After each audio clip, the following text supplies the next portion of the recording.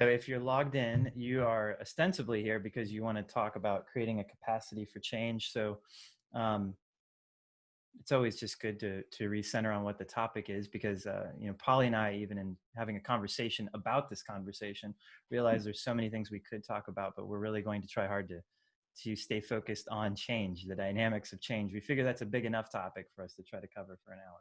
Certainly it is. So here's what's in your near future. There's a Q&A, and it is live right now. So if you can, please continue to say hi in the comments and introduce yourself. Please keep doing that. I know that was the first order of business, but please keep saying like where you're from, and saying hi to us. And also, please put your questions in the Q&A, and we'll have visibility of them. If for some reason we have a second to get to some of those, we'll make sure that we get to them. And there's going to be more resources at the end of this webinar. So if you feel like you missed something, don't worry. There's going to be more resources because you'll also get a full video. If this is the kind of thing that you dig, please check out lift.bigwidesky.com. That's where we will, Big Wide Sky will be providing you with more folks that you can talk to, more folks that you can have conversations with, bringing you some leaders who are seeing change and dealing with it, and figuring out, how to create more capacity for how we deal with the unknown. And that's what's going to be a special treat for you today, because Polly's really expert at doing that. You're here today because you are contending with a lot of change, as we all are. Now, you might be doing that just in your personal life. You might be doing it, as leading an organization. You might care about a community of people a great deal that are dealing with a lot of change. You are working to lead through that uncertainty. You're trying to make sense of it. You're trying to make good decisions, and you're trying to feel good about those decisions you're making. You're trying to usually, work with a group of other humans as you do that. And so what we have for you today are some practices for cultivating a space for increased adaptability. And you're going to hear stories from Polly on how she's been able to do that in the past, and hopefully give you some confidence for what you can do as you lead through the future. So I want to talk a little bit about Polly, and then I'm going to let her talk for almost the entire rest of the hour because she has a lot on her mind and a lot to say. Polly Ruhland is a serial CEO of global organizations. I took some liberty with serial, meaning there's 2 data points, so that makes a line. We're going to just go ahead and say you're a serial CEO of global organizations. And that includes the previous to her work at the United Soybean Board. She was at the beef checkoff and was the CEO there. And then, previous to that, actually worked in association work with the NCBA. And she's created transformations and cultivated new networks, something that Polly has been able to do as she has traversed her career trajectory, is she has been able to create new connections, new networks, to see the world differently than maybe the way that people had been seeing the world, to see a new set of challenges ahead, and to work toward how to build more connections as she's been able to do that. So I think you're going to get to hear about that. She has an academic and professional background in human dynamics and in agriculture. So she has a really unique combination. She has some sociology background, generally understands just human behavior and psychology in a nuanced way, but also has a passion for agriculture. But I want to get, one temptation I had when we were going to put this together, Polly, was I wanted to ask you about your background, where are you from, and that sort of thing. But honestly, and maybe we can even work in some of that into this first question. The first question I really have for you is what are you seeing right now? You have a purview because of what USB does. You are a global, globally connected into all portions of the world. So what is it you're seeing when you look out at the landscape that maybe is different than the headlines that most of us are taking in? Yeah, so I hesitate to say that I'm an optimist, but I am. I'm kind of a glass half full kind of gal. And so when I look at the challenges that we have right now in the landscape that everybody is dealing with, there's a lot of fear. I think there's a lot of anger, and we see that multiplied on the news, on the TV, maybe even when we are able to go out. But for me, I see a lot of silver lining to the situation. Aside from the silver lining of folks being able to stay home more, to connect with their families more, I hear about more people having this kind of work-life balance that they haven't had in a long time, and finding new ways to do work that are more efficient and allow for them to have a greater sense of self-fulfillment. I know in my life, for example, I've been able to maintain a fitness schedule that I have never maintained in the traveling that I've done in the last 10 years. So when I look at organizations and the capacity for change, the corporations that I've talked to, the leaders at many of the agricultural corporations and the other organizations who are my peers, these folks are saying, listen, I'm talking to people who are more well-balanced, who are happier with their work-life balance, even if they are fearful about the future or about the situation in the world today. I'm also talking to leaders who see this as an opportunity to streamline operations, to create efficiencies within their operations. Leaders who were perhaps scared of leaping into technologies like a lot of video conferencing and other types of communications technologies for fear of what it would do to personal relationships in the end, are saying, listen, this is working a lot better than we thought it would. In my own organization, I serve farmers. Farmers, well, extremely technologically advanced on their tractors, for example, in the soybean industry. Their communications technologies, they always have preferred in-person shaking hand kind of meetings. And I can't say that they still don't prefer that, but I think that my farmers, particularly my board of 78, has been very pleasantly surprised by how we can communicate and how well we can engage in this kind of environment. So sometimes I think when we see change that we are not able to control, certainly this is a change that we're not able to control, it is very easy for us to say, you know, the world is falling down around our ears, rather than opening up our minds and saying, how can we make the best of this? And indeed, how can we emerge better than we started? And I always think that that increases our capacity for change when we go in with an open mind and we do our best not to be fearful of what's coming. So I see some good stuff. Yeah, I saw a meme that traveled around the internet over the last couple of weeks. And I think somebody on our team, actually, Bigwidesky, shared it, and it said, what led to your organization's digital transformation? And it said A was CEO, B was CTO, and then C was COVID-19. Mm-hmm. And so, you know, these sort of crisis moments seem like they create the grounds by which we can examine how could we emerge from this different? How could we emerge from this in a way that we are ready to be more adaptable, that we could change? How have you been able to cultivate that with the United Soybean Board specifically on this? You know, how have you been able to inspire people, I guess, to ask that question while they are feeling, you know, like, you know, anxiety, while there is anxiety and the need for feeling some certainty? I think there's always a balance in leadership when you're leading through change between being seen as a cheerleader who's not very realistic and being seen as someone who has a vision and the confidence to lead forward. So I think particularly when you have change that you can't control, like COVID, you have to be very dynamic in your thinking, and your vision has to change rapidly. So as long as you can continue to communicate that vision, listen, folks, our mission has not changed. The core work of what we do here at USB and the checkoff, in other words, promotion, education, and research about soybeans to the world, that mission has not changed.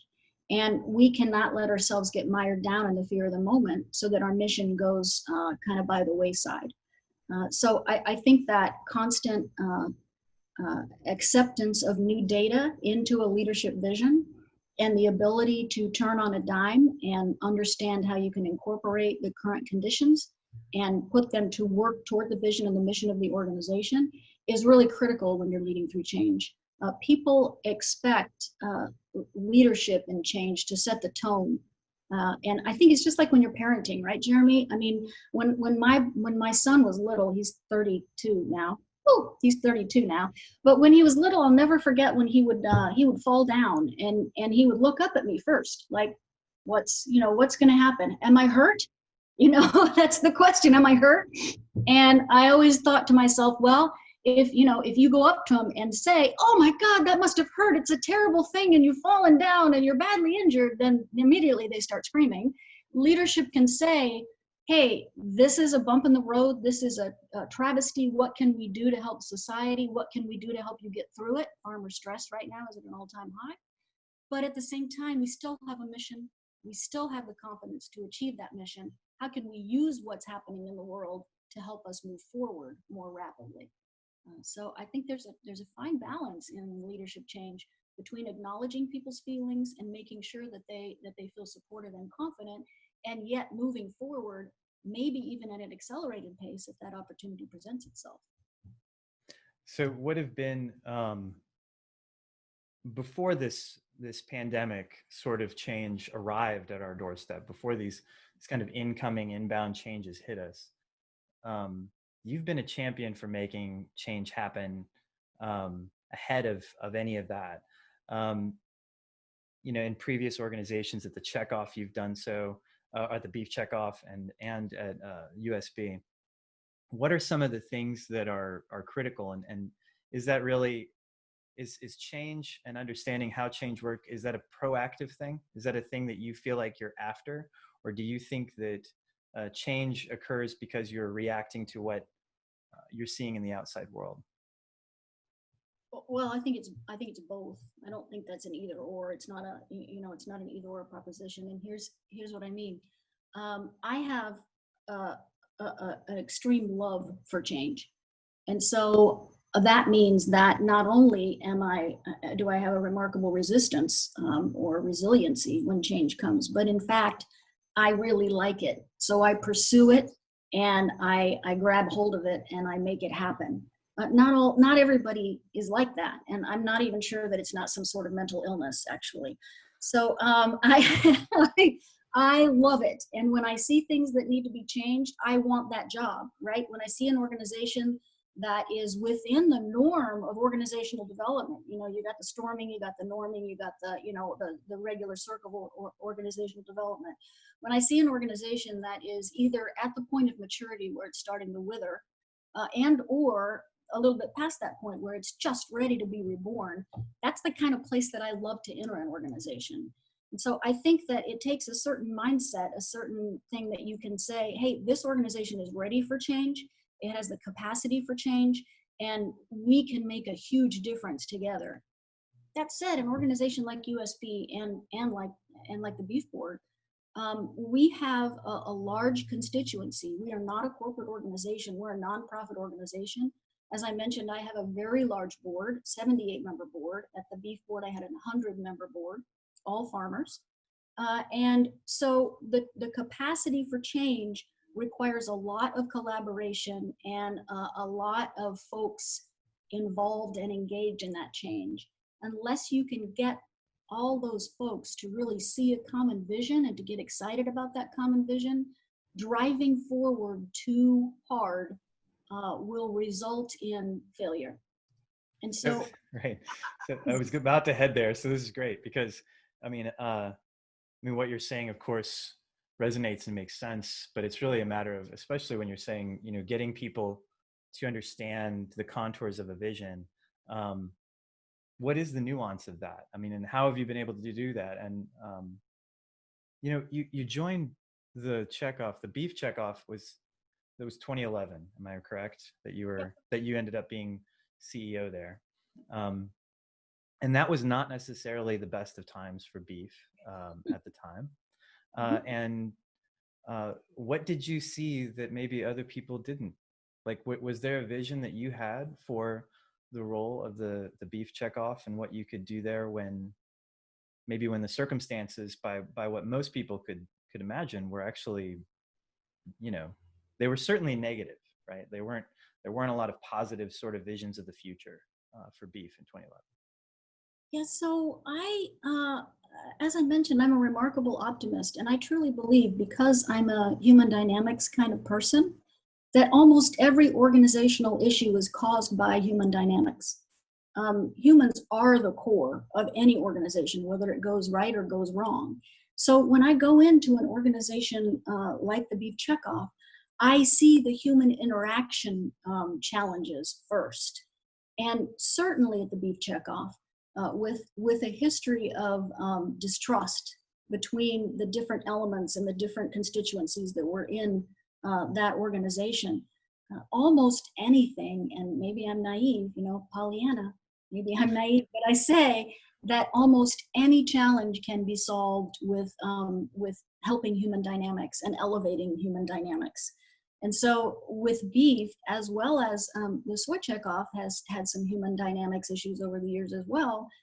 If you can build trust, and if people can start trusting that everybody is in the same place and on the same page, you can work miracles. And I know probably everybody on the call, or a lot of them, have read The Speed of Trust.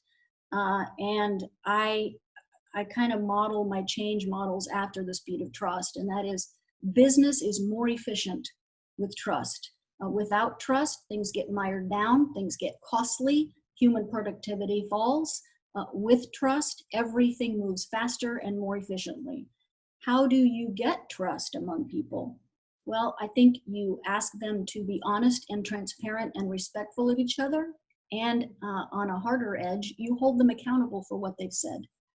If they make a promise and if they say something, then you expect them to do what they say and to tell you what they're going to do. That accountability is sometimes the hard part with building trust, but I think it goes a long, long way to making sure that collaboration between stakeholder groups happens. That's interesting. So focusing on trust, it reminds me of, and I don't know if we've nerded out about this in the past, so you can remind me if we did. It reminds me of Ronald Burt's work on brokerage and closure. I don't know if we've talked about that a lot, because it sounds like, I think that some people can interpret focusing on trust, focusing on relationships, human dynamics, as feeling like touchy-feely, intangible stuff that doesn't have any sort of economic outcome, or maybe isn't significant or tangible enough to understand. But one of the things I always loved about Ronald Burt's work was, he was like, well, trust is the basis by which, and he was a sociologist, economist, University of Chicago, wrote the book Brokerage and Closure, and talked a great deal about how do social networks interact, and how are new economies, new opportunities shaped. And I swear I'm working around to a question for you, because I think that more than just even helping people to align behind a vision, it seems as though, what you've also intuited and done over the years through focusing on trust is you've been able to see some possibilities that other people maybe otherwise wouldn't see. And I want to talk specifically about this with the this initiative you've launched even over the last year, this Protein First, sort of initiative, right? Where it's you've taken what's normally a game that's about competition over which protein people ought to choose, and instead you're having a different conversation both with the world and with agriculture. So if you want to just tell people more about what is that initiative, and what are you doing, and how did that even come about? What did you see that was out there? How did you read the tea leaves? It'd be great to hear. Yeah, so I often tell people, in my mind, this isn't really rocket science, right? Human dynamics, you can see when it isn't working correctly. I mean, almost anybody can see it. They can feel the tension, even if you don't want to admit that you walk into a room and you immediately are like, whoa, something's going on in this room, and I just don't know what it is. Since I worked for beef, and now I work for beef, an animal protein, and now I work for a plant protein.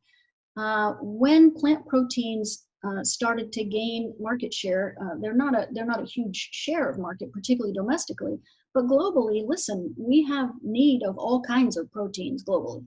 I mean, there's no doubt about it. So when we started talking more about plant proteins in the U.S. as far as the domestic market, and my colleagues at some of the animal proteins got very defensive about plant proteins versus animal proteins. When in reality, what I saw was an opportunity to talk about U.S. produced protein as a category for the world. The world needs protein. We know that protein consumption early in life helps develop infants' brains. We know that growth stunting can be cured with appropriate protein in diets. And we also know that along the continuum of children nutrition, human nutrition, all the way through adulthood, protein, even into the aged population, protein plays a role in health and wellness. Even when you get older, you have bone problems, and protein solves those. So without going into the nutrition area very much, I will tell you that it doesn't matter if a human being lives in Ethiopia or lives in Thailand or lives in the US, we have protein needs, and they're all different. So I started asking folks, why are we fighting about this category? Protein is needed by all humans. It's a category that we can work together in. It's a pre-competitive category, the protein space globally. So how can we all work together as protein producers and talk to the world about the world's needs? We know that as disposable incomes rise in certain countries, the people with those incomes choose different levels of protein and different types of protein. Diet variety is very important to people who are fortunate enough to be able to afford it. So we've started a conversation at the World Food Prize, which we're a sponsor of the World Food Prize, about global protein as a category and understanding the world's needs for proteins country by country and fulfilling those needs both as a mission and as a marketing campaign for U.S. protein. And I think it's starting to gain some traction, and people starting to see, hey, this is a pre-competitive category. We can compete later, but let's talk about how we can work together in this space globally. Yeah, I think that's the remarkable part is, and again, going back to trust, it seems like you've taken what's the normal game is a very finite one, right? It seems like the default game. And I think it's fair to say in ag, but I think this is across the board. I don't think agriculture necessarily is the only industry that's like this. But the natural game is one of competition. And so what you were able to see, though, with this broader vision was, well, there's a bigger human need that's out there in the world, and there's this sort of need-driven approach we could take that creates a new basis, right? And you're creating a new basis for trust, even just with the articulation of taking on a bigger challenge. It seems like you're kind of inviting everyone to sit on this side of the table and look at this challenge that we could all take on, as opposed to, let's make sure that over these limited resources we have, let's fight. And that's a very different kind of conversation. What have been your biggest blockers to that kind of conversation and creating that kind of culture around vision? Who have been what I shouldn't say who, what has been your biggest blocker for that? I'm going to tell you that I think when I talk about blockage, I often talk about people who just can't see past a certain thing, right? So when you think about or talk about, here's the size of the pie, often people accept that data. Oh, the pie is only this big, and so we're all competing for pieces of it.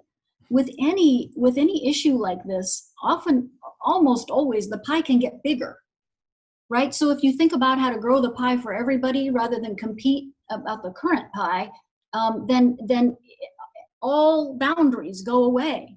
So oftentimes when people are resistant to this kind of thinking, it is because traditional business doesn't think about this first.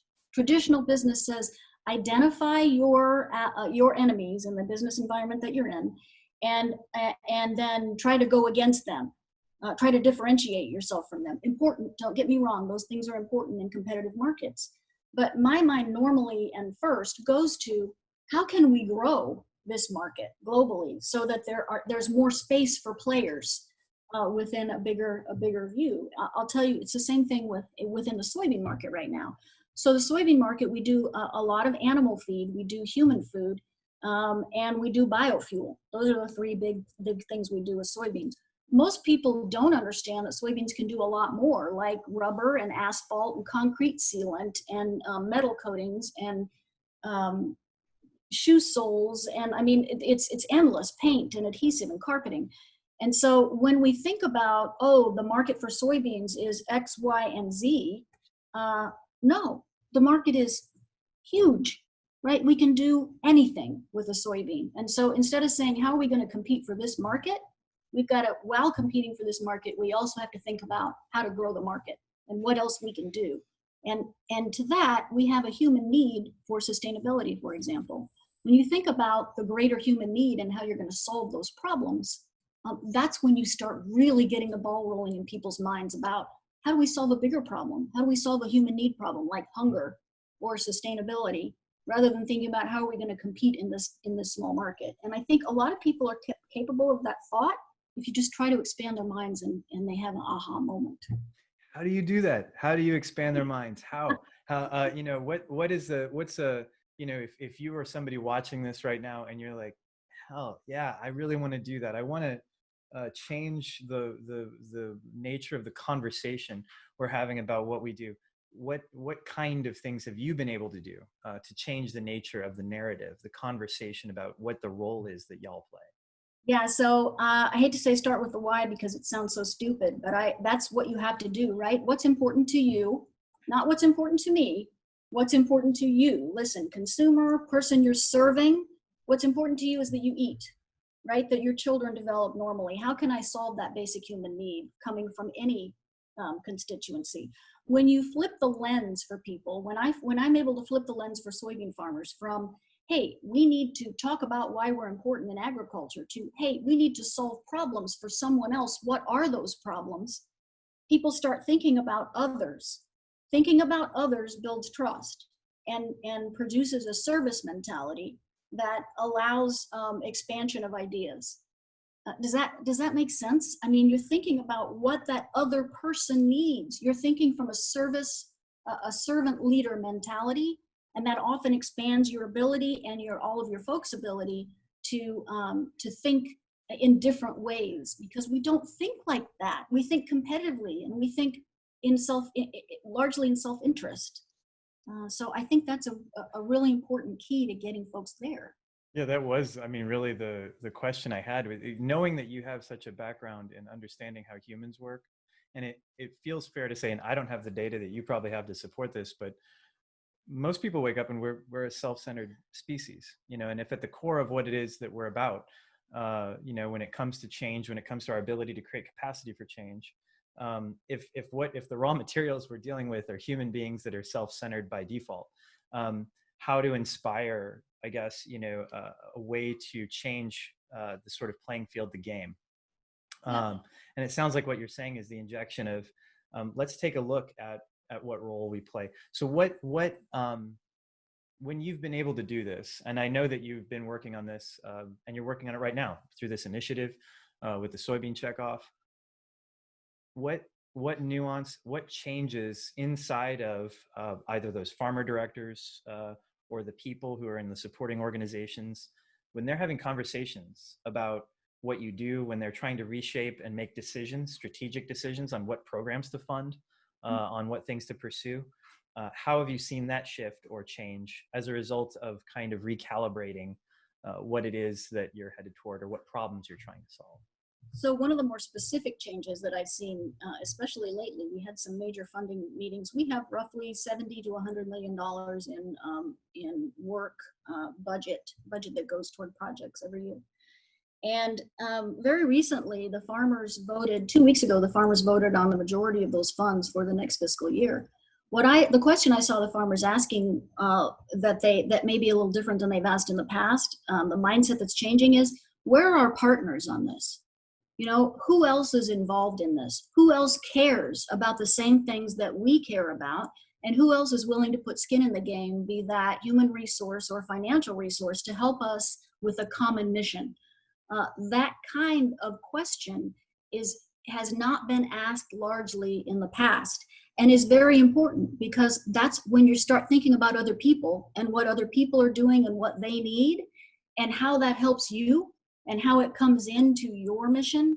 I think that's when you start to expand your horizons and think about, you know, it's not just about me and my profitability, it's about us and our profitability. And the two are not selective. You're not selecting against something when you select for yourself. So what you said is, we're self-interested. Absolutely we are, you know. economic theory is alive and well and true. But just because you're self-interested doesn't mean you have to select against others' interests. There are collaborative partnerships that work. Seeking them out is really critical. And part of seeking them out is meeting people and listening to them and saying, how can we work together? How can we help each other? Do we have common goals? Even when those people may be from backgrounds or missions that seem very foreign to you, there very well may be collaborative experiences that you can have together. Listening is a really critical part of that.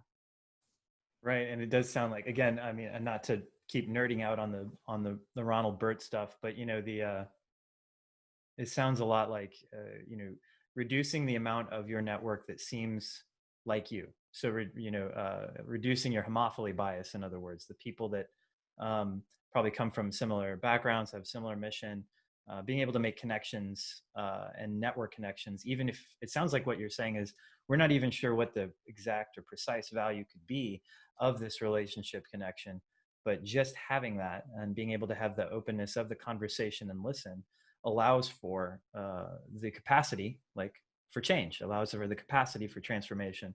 You know, it increases it.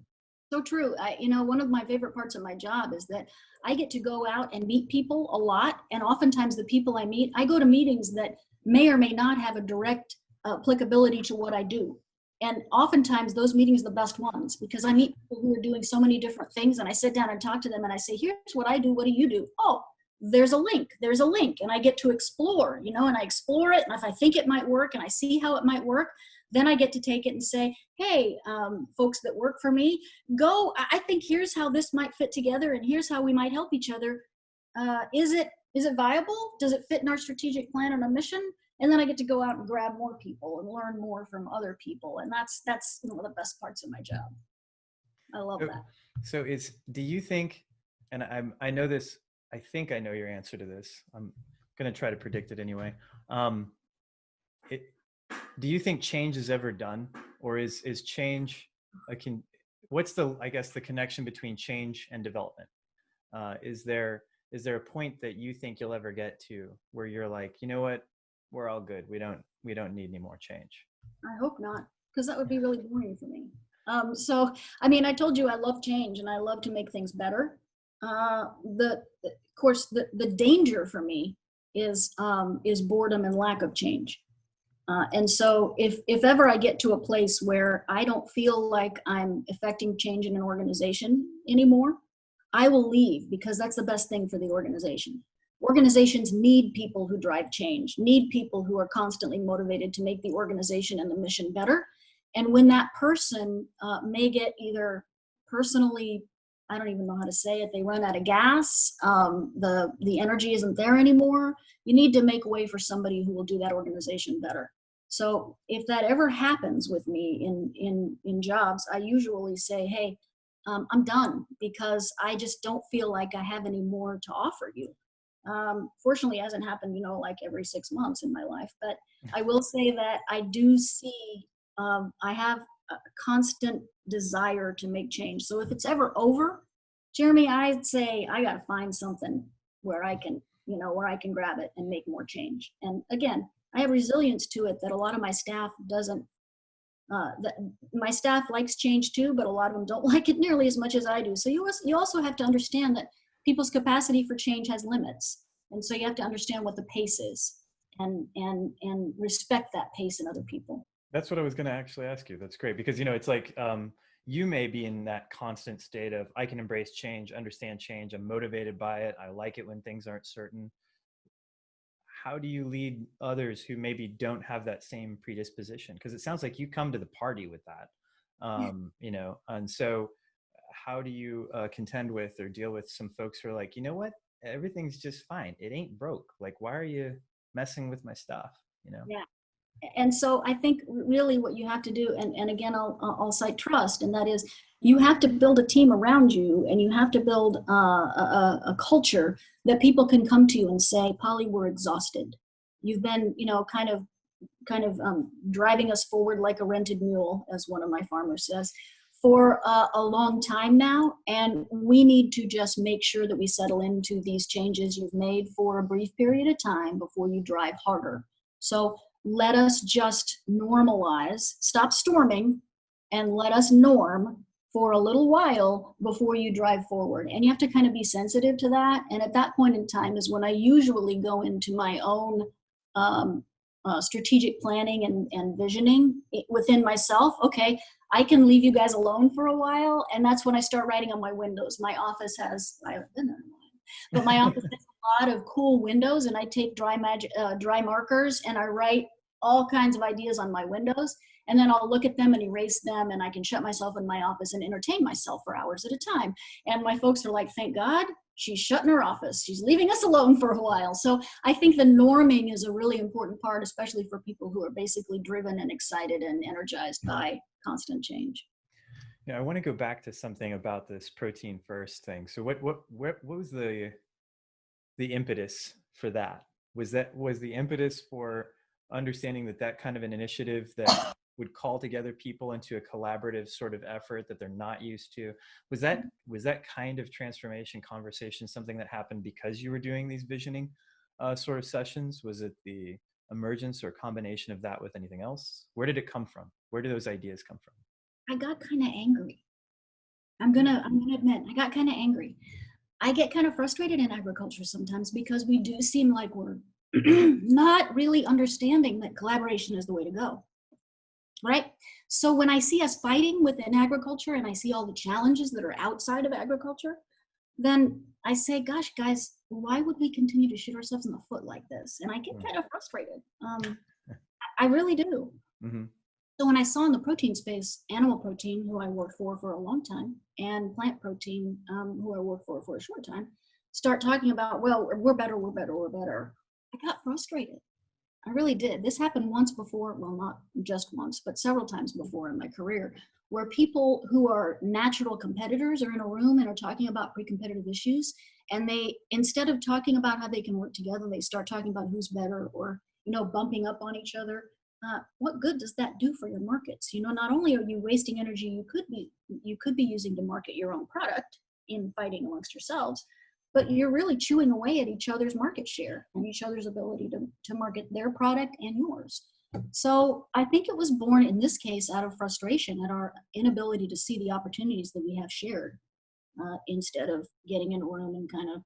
Right, but why would hunger come to you? What is that a thing that you've been concerned with, or does it seem so logical and no duh to you that we're growing food, we're trying to feed the world, folks? Dude, we're in the food business. I mean, what? So my mom was a minister growing up, and world hunger was one of her things. So we were on world hunger marches. We did a lot with hunger. But one of the reasons I got into the food industry is because food culturally is a fascinating topic, right? Hunger is not only a socioeconomic, but a political topic. Food is a national security, as we're realizing now, a national security topic. So food is complicated and interesting. But one of the best parts about it as a sociologist is think of all the occasions that food brings cultures together. I mean, cultures, families, small units, large units of society come together around food. So when you think about agriculture, you naturally think about hunger. That's why we do what we do, right? So if we're not constantly thinking about feeding people, then we probably should be, because that's the reason we're in food. Now it's not a dirty word to make a profit, for heaven's sake. That's how sustainability goes. I mean, profit is one of the three legs of sustainability, and we should be profitable to be sustainable. But that larger mission, that larger human need, is where I think our work must always be rooted, and no pun intended or pun intended. So food just hunger comes really naturally to me as a place that agriculture serves society. So I guess when you say, was it a no-brainer, it's kind of a no-brainer. We're in agriculture. Right. What do we do?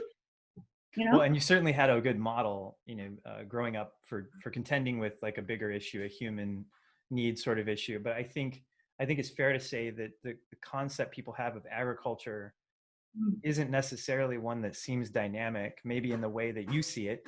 So what is it that drew you to ag? I mean, most people, I think, have a concept that agriculture is old, and it's outside of sure, there's cool tech and some farm equipment, but what's dynamic about agriculture?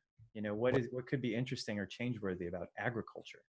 Yeah, so I didn't grow up in ag, as I've just noted, and I will say that when I got introduced to ag in late high school, college, the thing that drew me to it was, when I talk about being rooted, was the agricultural families oftentimes are generations and generations on the farm. They have roots. They have familial roots. I moved around a lot as a kid.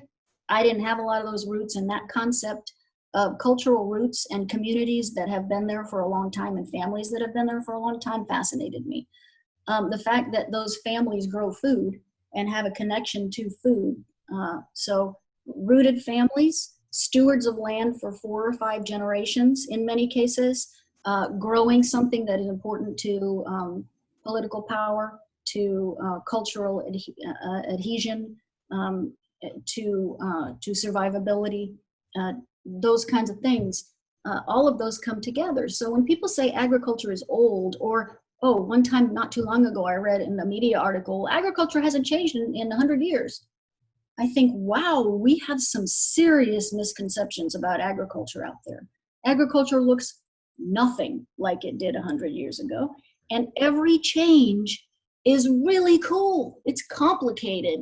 It has ripples economically, the changes do. As we're seeing now, I think society understands food better now, and the changes that we've made and the importance of food to national security and to our own comfort level when crisis hits, than perhaps general society has ever. And so when people say ag is boring, I think, oh my gosh, you need to know more about ag, because it's fascinating. Ag is fascinating, and the impacts and the ripple effects are fascinating globally. I have so many questions about this. So when I think that one could be tempted because and the folks who are watching may not be as familiar with soybeans, why they're used, or what their many uses are.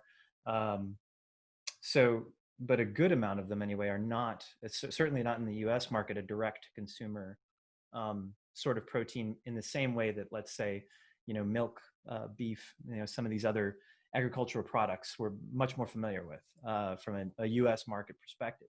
So a temptation could be, well, we're not going to even attempt to do any kind of any sort of communication or connection to the consumer, the U.S. consumer, and the people who are interested in food, because that's not who we're feeding directly. That's not our direct consumer.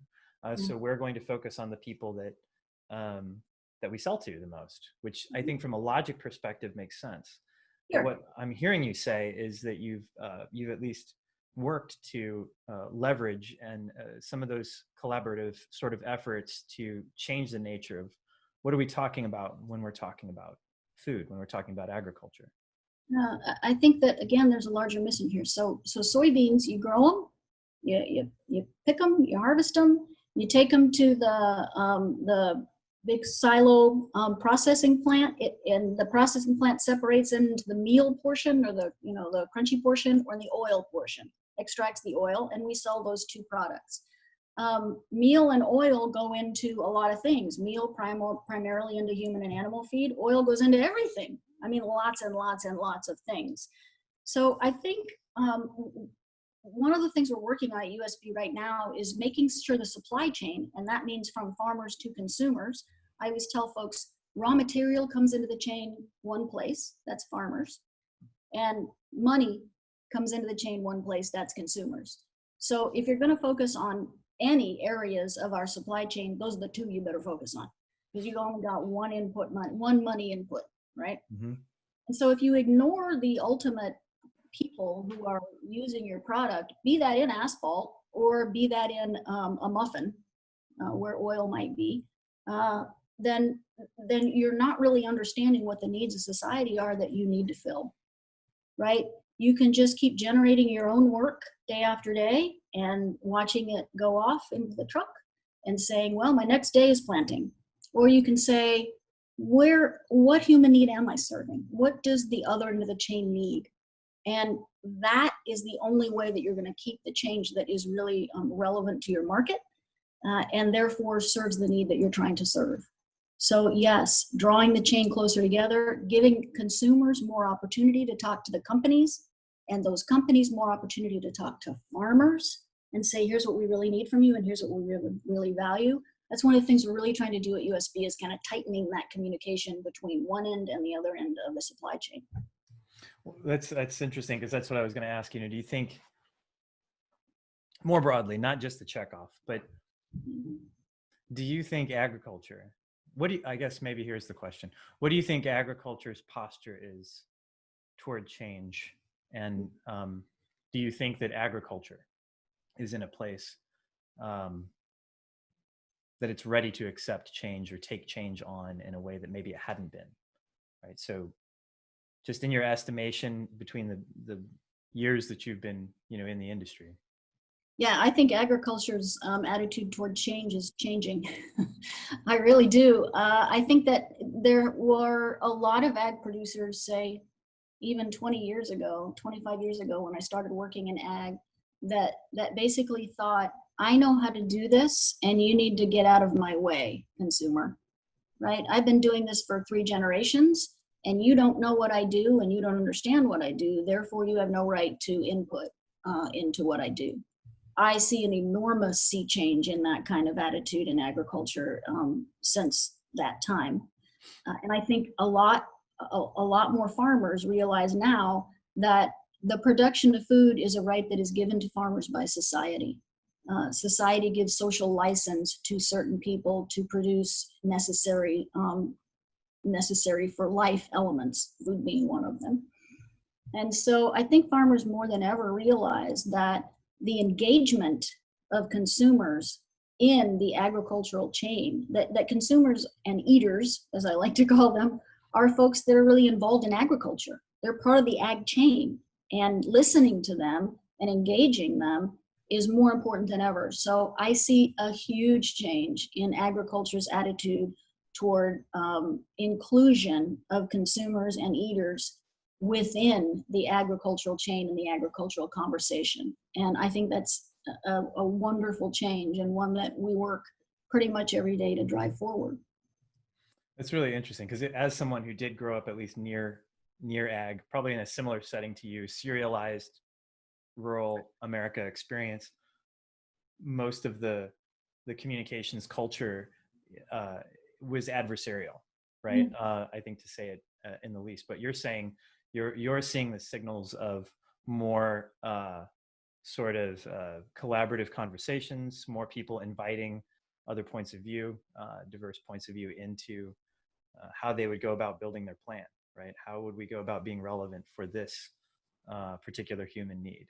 Yes, and the fact that we fulfill a human need at all, right? And that yeah, we're important, but we're not so important that we can eliminate all other voices from the conversation about how that food is produced.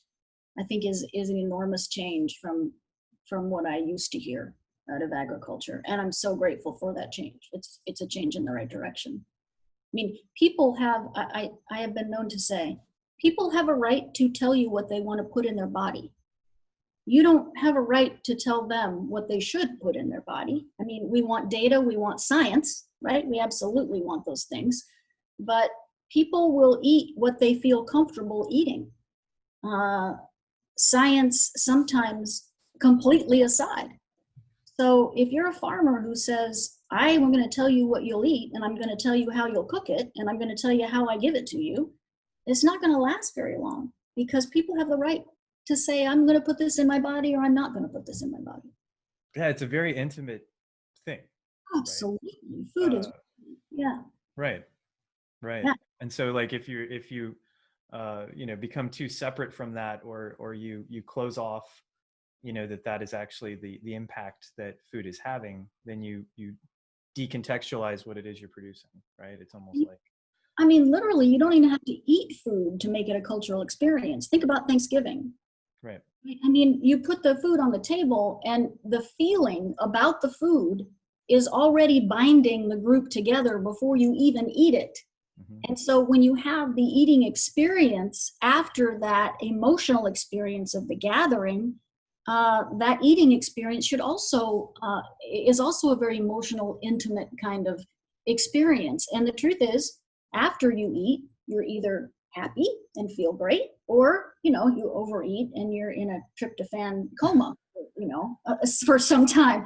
But Either way, a good outcome, right? Either way is a good outcome, especially if you really like to watch football. Hopefully we'll have football. But it's just intimate is a great word, because food is such an intimate experience, and everybody has the right to engage in it in that experience. We had a good question that came through the Q&A, and it related to one of the areas that you covered when you've been able to recast the role of your organization or what you hope to play, or the size of the problem you're taking on. And let's say you're successful in doing that, and your vision has merit, and people are talking about it. At that point, have you ever run into a situation in which it was still derailed? And in terms of, can change still be derailed? And if so, what derails change? Well, absolutely, because people are people, right? And not predictable. You don't just set somebody on a course and then put on autopilot. I mean, people's emotions can derail change constantly. So the things that I think the main thing that derails change is fear and betrayal. So when I say betrayal, I mean, I believe strongly that trust is the foundation of these kinds of change initiatives. If you say you're going to do something and you betray your word, that can set a change initiative back profoundly. So if you have a group of people that don't mean what they say, and just say they're going to do something and then don't intend to, or that ask for engagement and commitment from a group and don't mean to use that commitment, or abuse power, or lie habitually, you can derail change in a heartbeat. And I won't make any more comments on the state of the country as that goes. I will say that any good change can be derailed by any of those kind of bad behaviors or bad actors. Hopefully the change is strong enough and the masses are strong enough to overcome one or two or three of those voices. But it can happen. It can happen. And often, and I know betrayal is, we talked about intimacy. Betrayal is an intimate word, but so is trust. Mm-hmm. And breaking trust is the fastest way to derail substantive change, I think. Mm-hmm. And part of that is accountability. Listen, people are going to make mistakes. People are going to say things and not be able to keep their promises. In those cases, transparency and honesty are probably the best tools you have. Listen, I said I was going to do this, and I'm not going to be able to do that. And the reason is because A, B, and C. I'm not trying to make an excuse, but I'm trying to help you understand why my accountability and why my word is now being broken. People are very forgiving of that. I was about to ask this because I think it is important to say, it's one thing to say we ought to be held accountable. A natural thing that people then ask is things like, well, then what? So let's say somebody does make a mistake. Let's say somebody does have an error in judgment. Let's say someone made a commitment, a leader made a commitment, or a manager made a commitment, didn't keep it. It sounds like what you're saying is there's already a natural built-in consequence for that. I mean, so are you, because a lot of times it sounds like what naturally emerges is, how ought we punish someone who doesn't, so what's the difference between accountability and I guess lack of better term, punishment? Yeah, well, discipline never really, I prefer accountability to discipline in change management and in leadership. Listen, you can say, what happened here? Mm-hmm. I trusted you and I held you accountable. Why did this go off the rails? Instead of saying, you did something bad and now you're going to be, punished for it. That doesn't build trust, and actually it doesn't really work. I mean, again, I'll talk about raising children. A lot of times, if you don't explain to the child why they're in trouble and you just spank them, they go off and say, I don't really understand what just happened, but it hurt. So now I'm never going to try anything that even resembles that again because I don't want to get hurt. Whereas if you explain it to them and say, you're being punished because of this, this, and this, then they say, oh, I understand and I won't do it that way again. So it's human dynamics, right? It's trust. Yeah. What's your, we only have a couple of minutes left, but so what's next for you? I mean, even I know that there's a lot of goals you have with the checkoff, obviously, but it seems like there's this trajectory that Polly's on, like you've sort of built for yourself these wider and wider sort of complexities of change that you're willing to take on. And now the complexity level of the change you're taking on is hunger, of course, which it's pretty big. It's a pretty big one. So, what excites you? What's next for you? What's on your horizon? What's fascinating you? Where are you headed? Well, I'll tell you, I have quite a lot of interest in soybeans yet, believe it or not. I really believe that all the things that soybeans can do in society really is a big deal. Like if we can replace 30% of the asphalt that uses petroleum with a renewable soybean product, and the environmental impact of that on a big scale is hugely exciting to me. So, the way that we can impact the world through the use of a renewable bean is just super cool. So I'm here for a while. And then, at some point in time, maybe I'm just going to go over and teach full time because I love teaching and I think it offers a lot of capacity for change in teaching. So I don't know. I've always kind of gone through life and said, I don't have a plan that looks like X, Y, and Z in year X, Y, and Z. Just always keep my eyes open, look around and say, what looks fun? What looks fun next? So the what looks fun approach led to the CEO title for you. That's yeah. That's pretty great. Yeah. Nice work on that. Yeah. Yeah. I say it's mostly luck, being in the right place at the right time, but only doing things that really engage you and that you find fun and that you really can get a lot of passion about. And that's what I've always done. That's wonderful. Well, thank you for the time with us today. I want to let folks know that you can go to it's at United Soy on Twitter, and also at Polly Pencil Plow. Correct? That's Twitter. That's Twitter. You can also go to just unitedsoybean.org, and you can learn more about USB and the checkoff, and send Polly a message through there as well. Absolutely. Polly Pencil Plow. It's from President Eisenhower. Is it really? Yeah, you can. Now I feel terrible for not knowing. No, don't do it. What is it? You can.